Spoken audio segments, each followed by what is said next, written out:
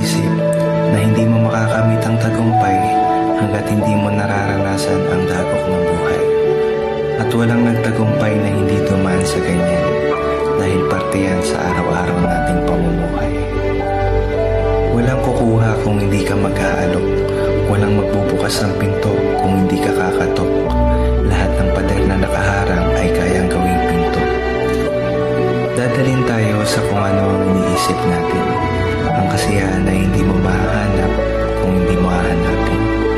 Ang hiling ay hindi mo makukuha kung hindi mo hihilingin. Tuloy lang at balang araw tayo ay titinggin. Hindi natin mapagtutugma ang hinaharap para sa iyong kinabukasan. Ang mapagtutugma mo lang ay ang iyong mga naranasan. Gawin mo itong pundasyon para manatiling matatag papunta sa magandang kapalaran. Hindi mahalaga kung ilang beses tayong patumbahin ng buhay. Ang mahalaga ay kung ilang beses kang bumangon para makamit ang tagumpay. Huwag kang susuko